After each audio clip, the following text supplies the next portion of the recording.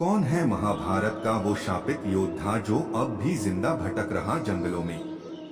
भारतीय पुराणों, शास्त्रों और मिथकों में 8 लोगों को अजरमर माना गया है। इसमें हनुमान, विभीषण, बाली के साथ अश्वत्थामा भी हैं। आखिर क्यों हिंदू किंवदंतियों में अश्वत्थामा को अब भी जिंदा माना जाता है? मध्य प्रदेश का एक ऐसा शिवालय है जिसके बारे में माना जाता है कि अश्वत्थामा वहां आते हैं।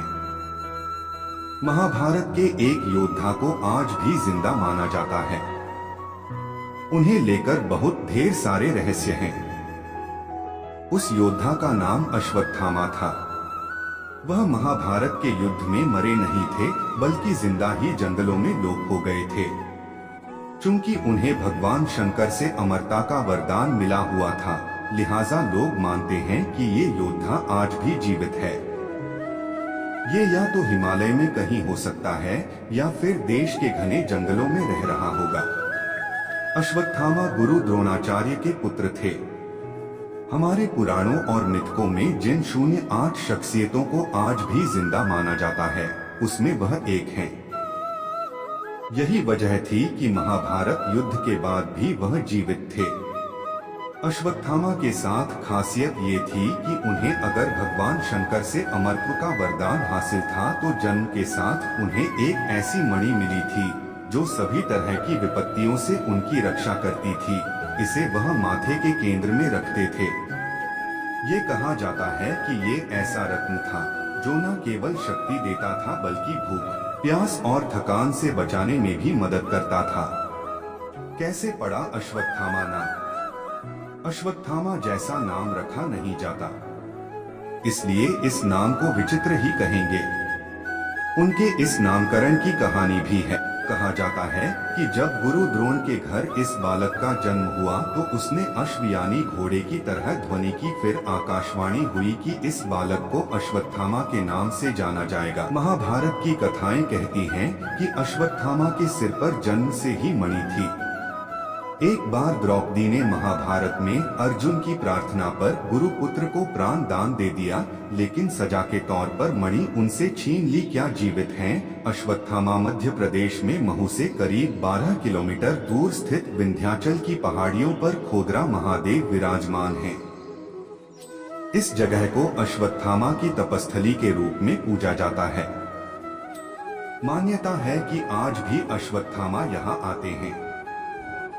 मध्य प्रदेश के साथ ओडिशा और उत्तरांचल में भी अश्वत्थामा को देखे जाने की कहानियां कही जाती हैं। महाभारत के युद्ध के समाप्त होने के बाद कौरवों की ओर से सिर्फ 3 योद्धा ही बचे थे, कृतवर्मा और अश्वत्थामा।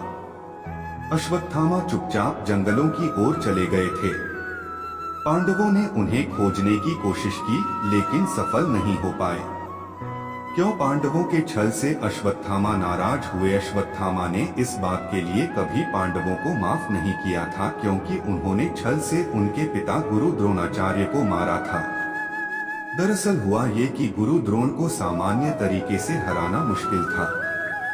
लिहाजा जब द्रोण युद्ध स्थल पर आए, तो युधिष्ठिर को ये कहने के लिए कहा गया, अश्वत्थामा मारा गया। हाथी या मनुष्य? जब द्रोण रणक्षेत्र में रथ के साथ दाखिल हुए, तो युधिष्ठिर ने ऐसा ही कहा, लेकिन उनके अश्वत्थामा मारा गया कहते ही ऐसी तेज आवाज की गई कि आगे की बात सुनाई ही ना दे। द्रोण को लगा कि उनका पुत्र मारा गया, लिहाजा वो शोकाकुल हो गए और रथ से उतरकर शोक मनाने लगे। ऐसे समय ही भीम ने उन्हें अपनी गदा के वार से मार दिया। अश्वत्थामा क्रोध में पागल हो गए। अश्वत्थामा को जब ये बात मालूम हुई, तो क्रोध में पागल होकर पांडवों की सेना के एक बड़े हिस्से को तहस-नहस कर दिया। इसके बाद भी उसका गुस्सा शांत नहीं हुआ। उसी समय पांडवों ने एक और छल करके उसके नारायण शस्त्र को बर्बाद कर दिया। इससे उसका गुस्सा और बढ़ गया। वह रात में पांडवों के पंडाल में गया, जहाँ 5 पांडव सोते थे। वहां आग लगा दी। हालांकि उस रात उस पंडाल में 5 लोग जरूर थे, लेकिन वो पांडवों के 5 पुत्र थे। पांडव वहां नहीं थी। 5 पुत्र मारे गए।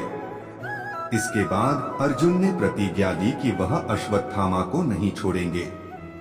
इससे बचने के लिए अश्वत्थामा युद्ध छोड़कर जंगलों में ऐसा विलीन हुआ कि उसके बाद दिखा ही नहीं।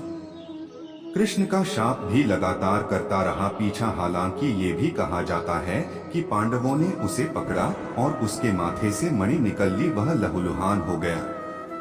तब कृष्ण ने उसे शाप दिया कि अब वह इसी हालात में जिंदगी गुजारेगा, मर भी नहीं सकेगा। तब से ही अश्वत्थामा के बारे में कहा जाता है कि इसी खराब स्थिति में जिंदा ही वनों में भटकता रहे।